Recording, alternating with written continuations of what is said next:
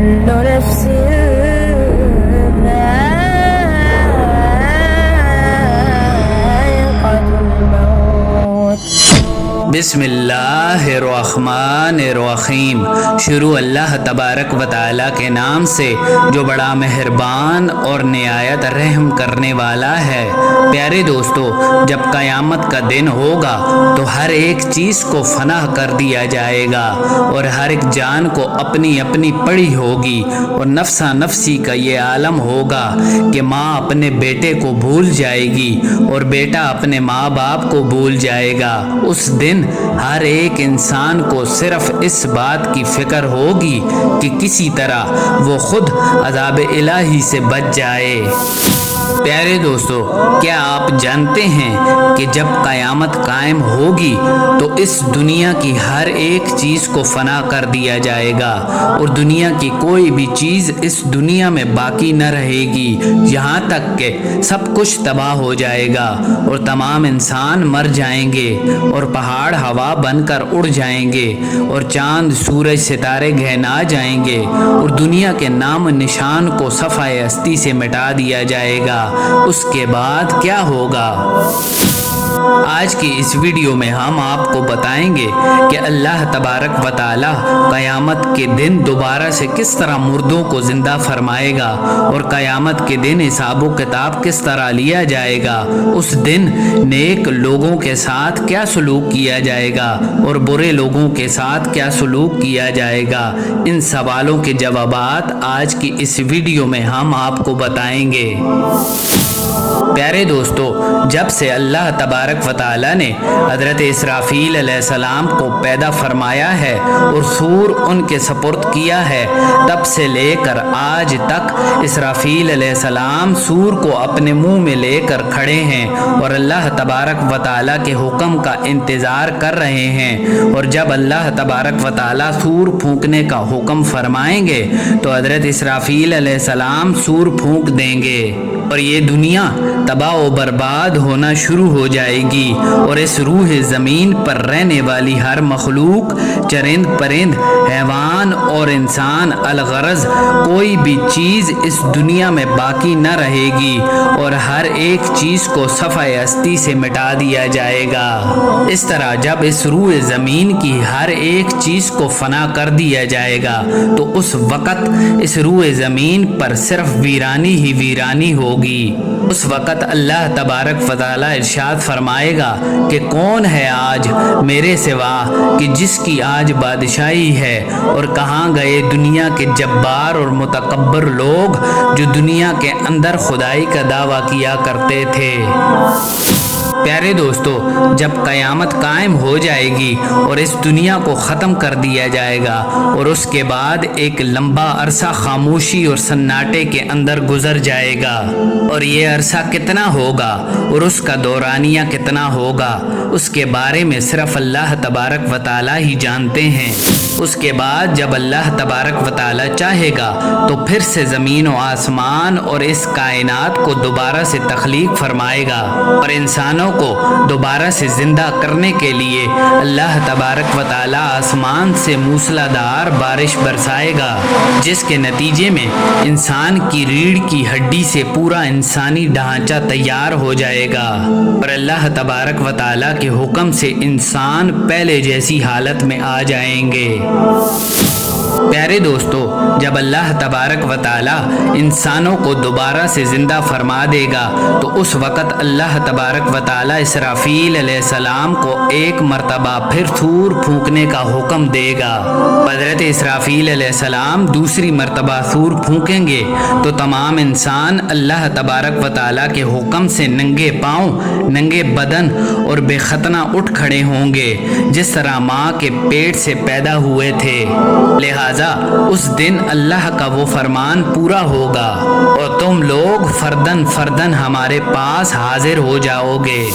جس طرح ہم نے تمہیں پہلے پیدا کیا تھا۔ پیارے دوستو، قیامت کے دن سب سے پہلے رسول خدا صلی اللہ علیہ وآلہ وسلم اپنی قبر انور سے باہر تشریف لائیں گے، اور ان کے بعد دوسرے انبیاء کرام اور شہداء کرام اور صحابہ کرام، اور اس کے بعد اپنے اپنے درجات کے مطابق دوسرے لوگ اپنی اپنی قبروں سے باہر تشریف لائیں گے،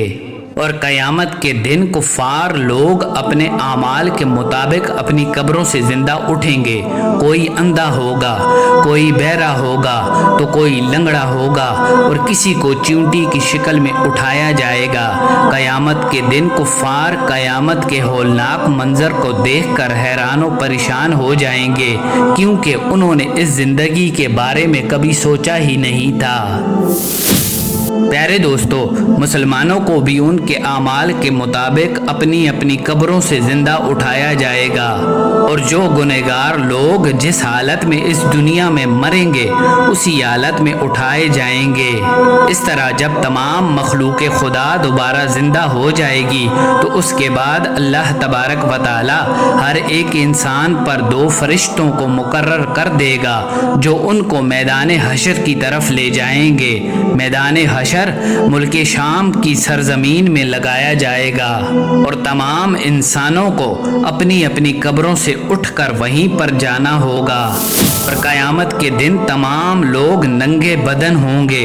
رسول خدا صلی اللہ علیہ وآلہ وسلم سے پوچھا گیا کہ یا رسول اللہ، جب قیامت کے دن لوگ ننگے ہوں گے تو ایک دوسرے کو کس طرح دیکھیں گے؟ تو رسول خدا صلی اللہ علیہ وآلہ وسلم نے ارشاد فرمایا کہ قیامت کا دن اتنا ہولناک ہوگا کہ کسی کو اس بات کا ہوش تک نہ ہوگا کہ وہ ایک دوسرے کو دیکھیں۔ لہٰذا اس دن ہر ایک انسان کو اپنی اپنی پڑی ہوگی، اور ہر ایک انسان اللہ تبارک و تعالیٰ کے عذاب کے اندر مبتلا ہوگا۔ پیارے دوستو، قیامت کے دن اپنی قبروں سے اٹھنے کے بعد تمام لوگ اپنے اپنے اعمال کے مطابق میدان حشر کے اندر پہنچیں گے۔ قیامت کے دن تمام مخلوق اس خوفناک عالم میں ایک ہی منزل کی طرف رواں دواں ہوگی، اور وہ منزل میدان محشر ہوگا۔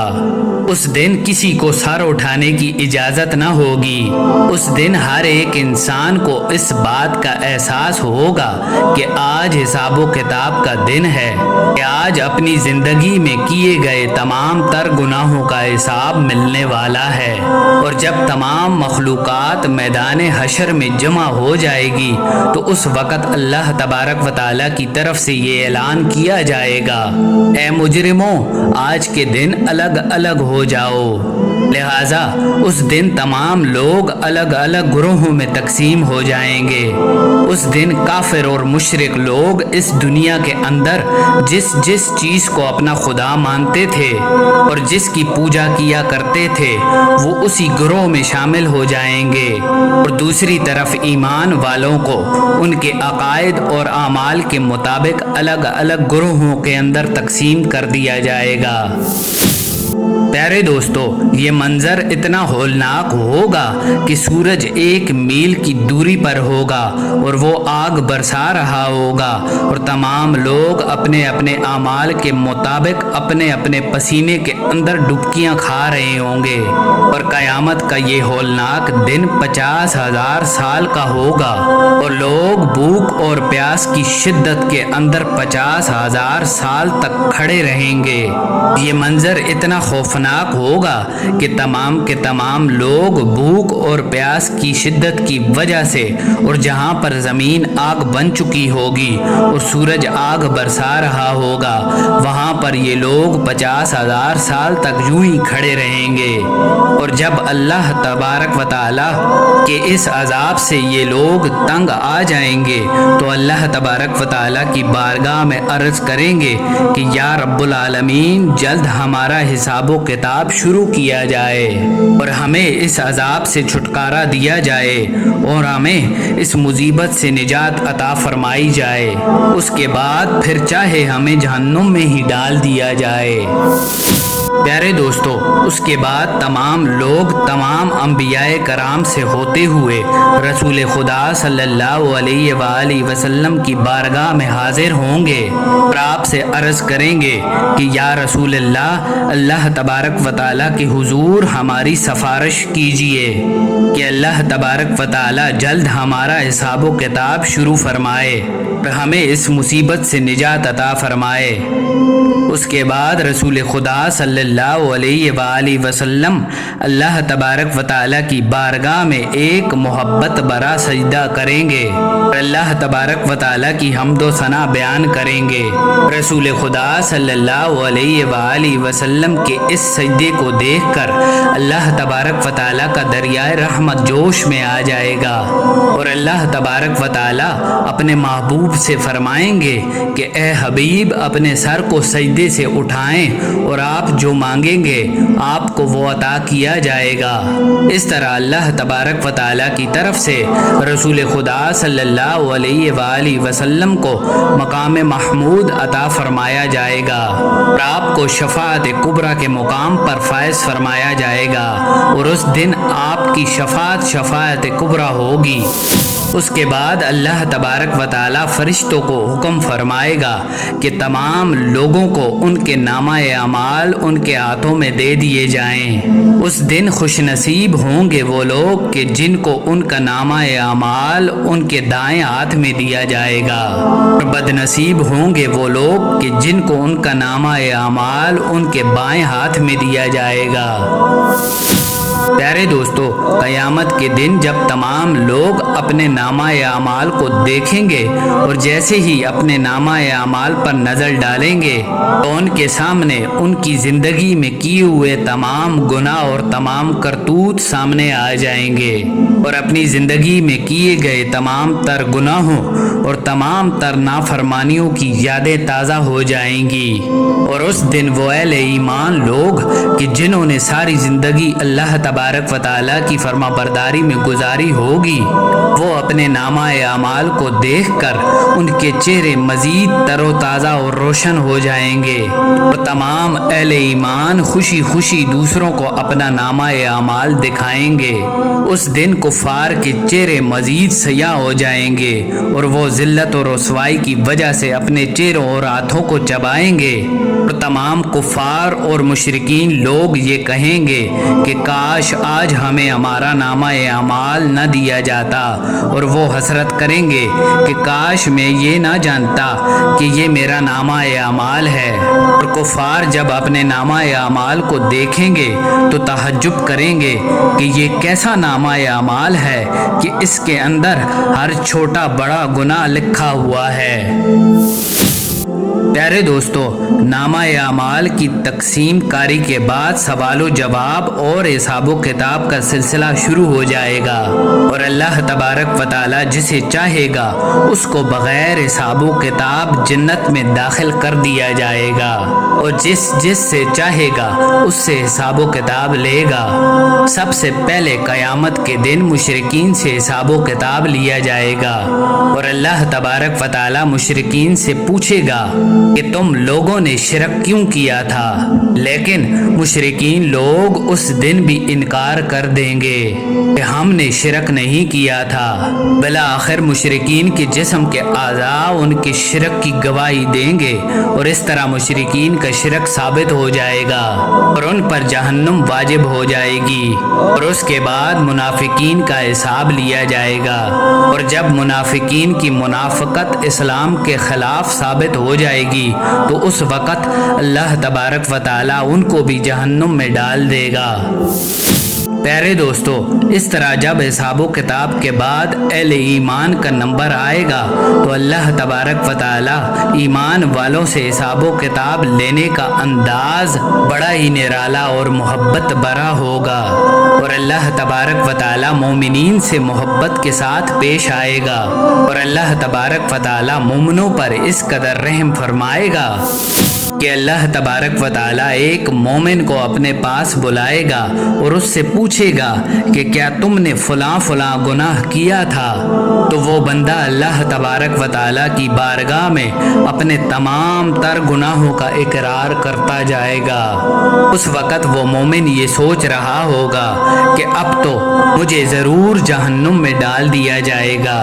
لہٰذا اس وقت رحمت خداوندی جوش میں آئے گی اور اللہ تبارک و تعالیٰ ارشاد فرمائے گا کہ میں نے تیرے گناہوں پر دنیا میں بھی پردہ ڈالا تھا اور آج بھی میں تیرے گناہوں پر پردہ ڈال رہا ہوں۔